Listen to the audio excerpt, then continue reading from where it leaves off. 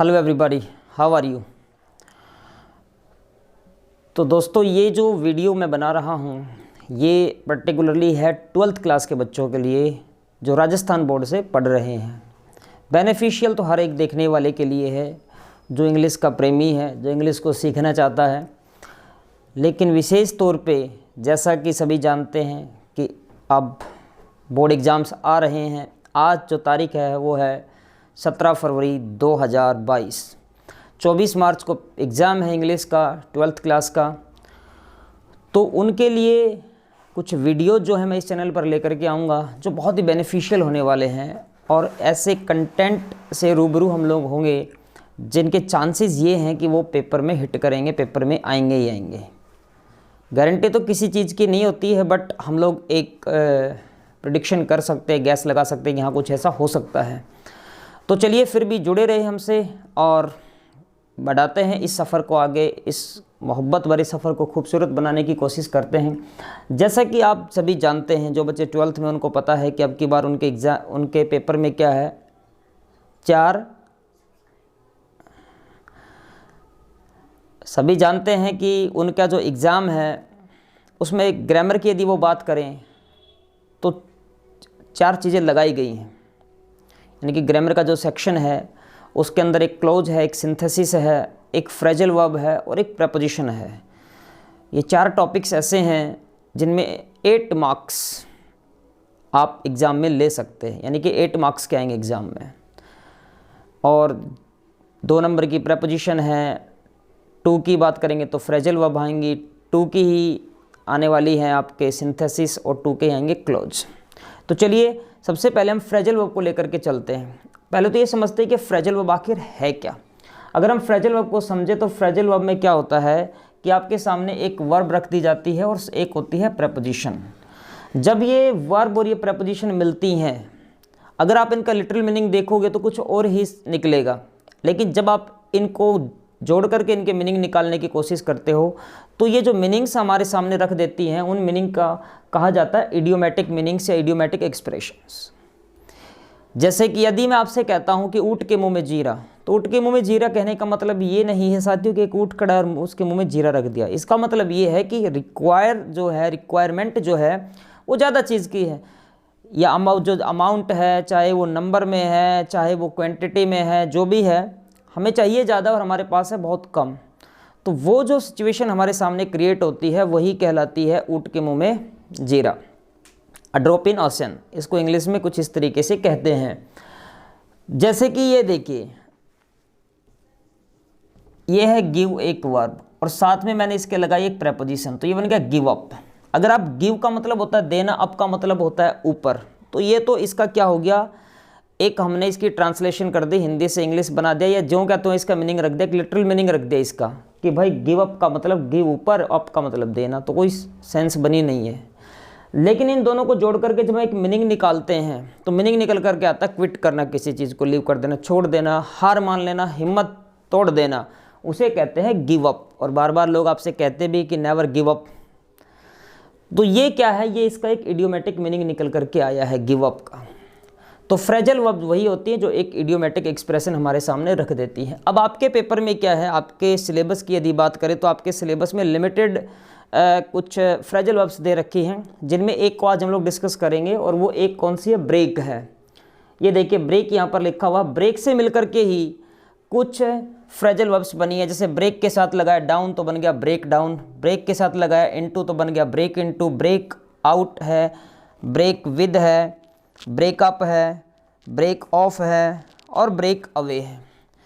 ये कुछ ब्रेक के साथ आपके सिलेबस की यदि बात करें, हम लोग यहाँ सिलेबस से बाहर नहीं जा रहे हैं, आउट ऑफ सिलेबस हम कहीं मूव नहीं कर रहे हैं। तो यहाँ पर सबसे पहले चलिए हम ब्रेक डाउन के मीनिंग को समझते हैं।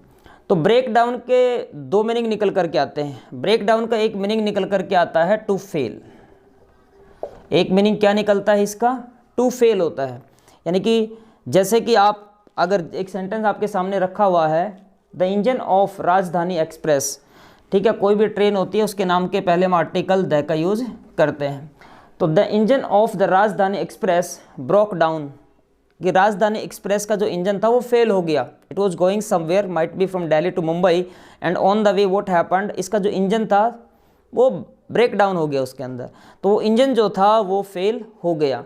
या तो फिर इसका एक मीनिंग और निकल करके आता है, और दूसरा मीनिंग क्या निकल करके आता है, जब आप दुख में होते हैं, पेन में होते हैं, ठीक है, आप बहुत उदास होते हैं, पेन में होते हैं, दुख में होते हैं, तो उस समय इंसान क्या करता है, टूट जाता है, टूट जाता है वो, ठीक है, यानी कि वो दुख में टूट गया किसी वजह से, किसी अपने की डेथ हो गई तो कोई इंसान क्या होता है, टूट जाता है, किसी को बिजनेस में लॉस हो गया तो भी वो टूट सकता है।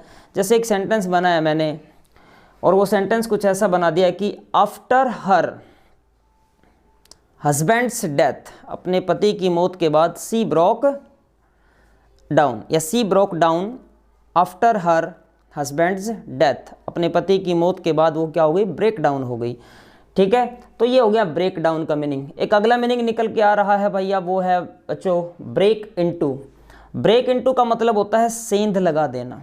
सेंध लगाने को अगर हम समझे तो इसका मतलब होता है टू एंटर बाई फोर्स,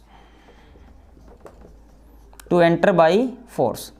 आप इसको ये भी कह सकते हो इंट्रूड करना। अगर इंट्रूड की बात करें तो भैया इंट्रूड का मतलब भी क्या होता है, ज़बरदस्ती घुस जाना, बिना परमिशन के घुस जाना। तो विदाउट परमिशन जब कोई एंटर करता है तो वही कहलाता है क्या, वही कहलाता है ब्रेक इनटू, यानी कि परमिशन तो नहीं थी लेकिन फिर भी घुस गए। आप गए मूवी देखने के लिए, और जब आप मूवी देखने के लिए गए, जब वापस आए तो घर में बहुत सारी चीज़ें साफ़ मिली, इसका मतलब है मिसिंग मिली। तो क्या हुआ, कोई ना कोई चोर आया होगा घर में। तो क्या आप उस चोर को कॉल करके गए थे, क्या इनविटेशन दे करके गए थे कि भैया हम वैलेंटाइंस डे मनाने के लिए जा रहे हैं और आप पीछे से आकर के हमारे घर में चोरी करके चले जाना है? ऐसा तो नहीं हुआ था। इसका मतलब है वो पीछे से घुस गए बिना किसी परमिशन के। तो आपने एक सेंटेंस रख दिया यहाँ पर, the thieves broke into my house last night. पिछली रात को मेरे घर में क्या हो गया कि जो चोर थे वो घुस गए। तो बिना परमिशन के घुस जाना, ठीक है। एंटर कोई फोर्सली करता है तो वो क्या कहलाता है, इंट्रूड कोई करता है तो वो क्या कहलाता है, ब्रेक इनटू कहलाता है, ठीक है। अगर ब्रेक इनटू ना हो तो यहाँ पर ध्यान रखना है आपको, कभी कभार आपको सिर्फ मिल जाता है इन, यानी कि वो बन गया ब्रेक इन। ब्रेक इन का भी वही मतलब है। ब्रेक इनटू और ब्रेक इन दोनों भाई भाई हैं, कोई दिक्कत नहीं है। आपको गिवन ऑप्शन क्या मिल रखा है, अगर ब्रेक इनटू तो ब्रेक इनटू लगा देना अगर आपको लग रहा है कि ये सूट कर रहा है यहाँ पे, या ब्रेक इन हो तो ब्रेक इन, ठीक है। दोनों का मीनिंग एक ही है। आइए एक अगली बात से रूबरू होते हैं। Let's meet the next one and that is break out. Break out का मतलब होता है जब कोई चीज़ सडनली बस्ट होती है, यानी कि अचानक स्प्रेड होती है, ठीक है। तो ये क्या होती है, स्प्रेड होती है, सडन स्प्रेड होती है। ये सडनली स्प्रेड जो चीज़ होती है, ठीक है, जो चीज़ स्प्रेड आउट होती है सडनली, भैया वही कहलाती है, क्या कहलाएगी, ब्रेक आउट कहलाएगी। अगर आप 2019 की बात करो तो जब हम बात करते हैं अप टू, या मान लीजिए अगस्त तक या जुलाई तक, किसी को नहीं पता था कि कोविड नाम की कोई चीज़ है। लेकिन अचानक दिसंबर आता है, नवंबर, दिसंबर, जनवरी, जैसे फिर 2020 जनवरी आ जाता है। तो ये कोविड नाम की जो चीज़ है जिसने आतंक मचा रखा है इस दुनिया में, सबसे बड़ा आतंकवादी आज के टाइम पर ये हो चुका है। तो ये कोविड-19 क्या हुआ, ब्रेक आउट हुआ, ठीक है। तो कोई भी चीज़ है जो स्प्रेड होती है या अचानक कोई स्टार्ट हो जाती है कोई चीज़, जैसे ये ठीक, इसको आप ये कह सकते हैं फैल जाना। जैसे आप इसको हिंदी में इस तरीके का एक मीनिंग लेकर के चल सकते हैं कि कोई चीज़ फैल गई है, ठीक है। तो ये जो भी पेंडेमिक, एंडेमिक, एपिडेमिक हैं, ये सारी की सारी क्या करती हैं, ये ब्रेकआउट करती हैं।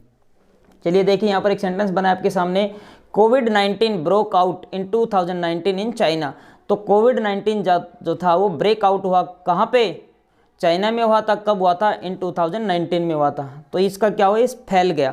तो जब कोई चीज़ फैलती है, स्प्रेड आउट करती है, तो वही होता है क्या, ब्रेक आउट। चलिए एक अगली बात आई हमारे सामने और वो है ब्रेक विद। ब्रेक विद का मतलब होता है झगड़ा करना। ब्रेक विद का एक मतलब है टू क्वारल विद समबडी, किसी के साथ लड़ाई झगड़ा आप कर रहे हैं तो भी ब्रेक विद कहलाता है। या फिर ब्रेक विद का एक मीनिंग और होता है, और वो होता है जब आप किसी से अपना रिश्ता तोड़ते हैं। एक वर्ड आपने बहुत सुना होगा और बार बार सुना होगा, वो होता है ब्रेकअप। ये दुनिया ब्रेकअप और पैचअप में ही चलती चली जा रही है, ठीक है। किसी से प्यार मोहब्बत करते थे आप, किसी ने दिल तोड़ दिया, ब्रेकअप कर लिया आपसे, फिर आप देवदास बने फिरते रहो, गाते रहो गाने और आराम से, लेकिन ये टाइम है एग्ज़ाम पास करने का, तो एग्ज़ाम पे ध्यान रखना बेटा, ठीक है।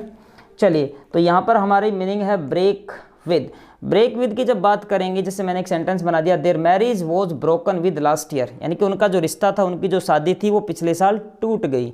उनकी जो शादी थी उसमें क्या आ गया, ब्रेक विद आ गया। विद को देखे तो ऐसा लग रहा है जैसे साथ है, लेकिन यहाँ पर बिल्कुल देखिए मीनिंग ऑपोजिट दे रहा है कि रिश्ता टूट गया। तो there marriage was broken with last year, उनकी जो शादी थी पिछले साल टूट गई। आप ब्रोकन विद को हटा दो, आप यहाँ पर ब्रोकन अप कर दो, there marriage was broken up last year, ठीक है। और ब्रेक विद का एक मीनिंग और होता है, और वो मीनिंग क्या होता है, जब आप झगड़ा करने के लिए, जैसे एक सेंटेंस और रख देते हैं आपके सामने, he is bent on, he is bent on